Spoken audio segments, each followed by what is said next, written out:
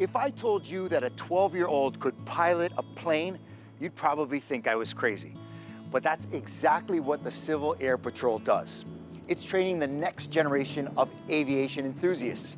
And here in Hawaii, the Civil Air Patrol is also key in times of emergency.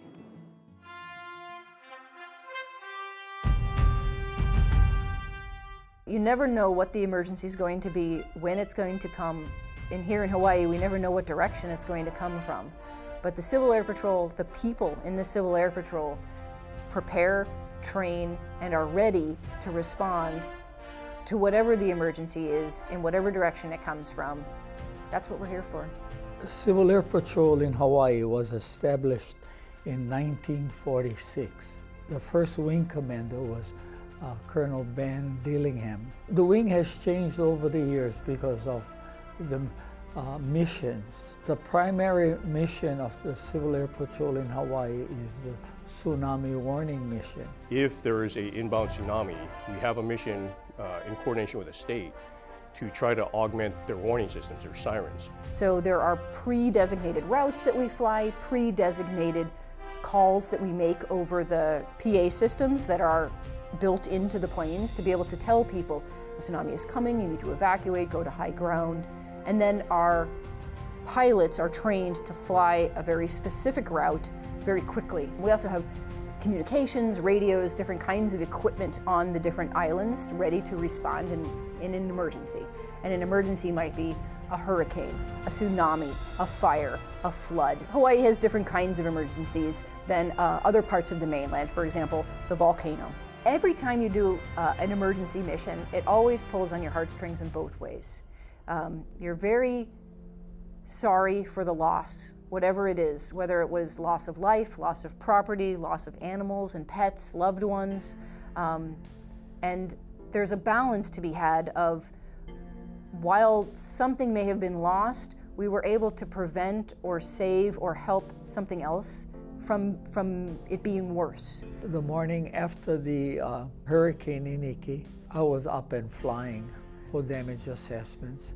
2 days after the hurricane, I flew a baby and a mother from Lihue to Honolulu for medical treatment. The baby was in bad shape, and the air ambulance wasn't available, so Civil Defense asked the Civil Air Patrol to transport the mother and baby to Honolulu. Yeah, very emotional, especially after Iniki.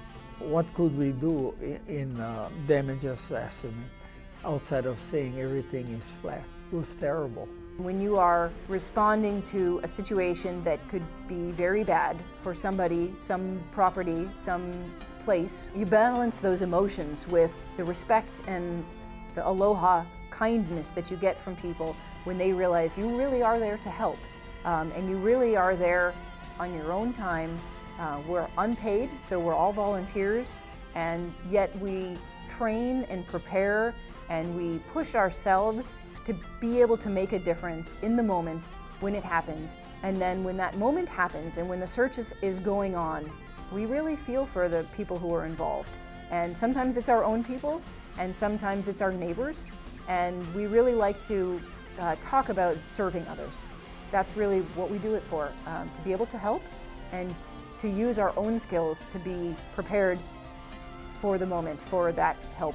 For search and rescue, or for any of the disaster assessments, we try to make sure that everyone is looked at, making sure that they're okay. And we will try to help facilitate the counties and the state to make sure that they're recognizing where the assistance is required. The other part is, it's really important for the future of Hawaii. So cadet programs basically involves 12 to 18-year-olds, well, technically 12 to 21-year-olds. And it gives them an opportunity to look at different phases of flight or different things related to the aerospace industry. So for example, how does a wind tunnel work? How does an airplane fly? How do balloons fly? They can get involved in model rocket launches, radio-controlled aircraft, small unmanned aerial systems. We actually also give them up to 5 flights in a Cessna aircraft, small single-engine aircraft, or and also up to 5 flights in gliders. It's a really good exposure for them to see, do they really like that career field? Is that something they want to go into? And as they join, then they can start ranking up. And rank is just like the Air Force. It's doing their physical training, doing a leadership test, doing drill, and then also character development about morals and leadership. Drill is the basic how to march. All right, here we go. Jumping jacks. Physical training. It is physical training. They have to do a mile run in a certain amount of time based on their age. It's a healthy, what they call a healthy zone fitness. How many push-ups, how many sit-ups, and a stretch, a sit and reach.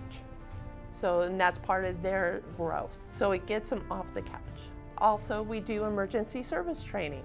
Like a hurricane, we take pictures, the plane surveillance, everything, whatever we're tasked with. They do robotics. They do cyber patriot for computers being attacked, so how to stop that. They get to learn that. They get to learn aerospace, everything, and learning how to be a pilot. Before you get your license, you can be soloing. We put them in the air no matter what. If you're a cadet and you want to fly, we put you in the air. Part of the aerospace education effort, at least in the Hawaii wing, is to provide ground school or try and get cadets excited about trying to get their private pilot's license, or getting them prepared for maybe more direct aviation degrees or interests. So it really pays off in that sense, that just the exposure and the skills that they learn. When you watch one of those cadets that you've been teaching for a year or a year and a half or however long, sometimes some of them are faster, and the minute they put on, you know, the real officer epaulets and they'd stand up, it's like every single one of them I've seen do that, all of a sudden they just kind of do this a little bit. Like something about it just snaps. And all of the work that they put into it turns them into a different person. Like their character development is palpably visible, and you're just kind of like, well, this is cool. Definitely, I get my reward. No one's going to tell me that I contributed to that, but I get the reward from it, so I like that. That's good stuff. When I joined high school, I joined our school's Civil Air Patrol program. What I've learned since then is leadership, being able to public speak, talk in front of various amounts of people, presentation skills. That's on the leadership side. With aerospace, learned about the physics of flying, different things that the aircraft can do, and it also inspired me to pursue my private pilot's license, which I'm currently doing right now. So just learning about the aspect of aviation was a huge part of it.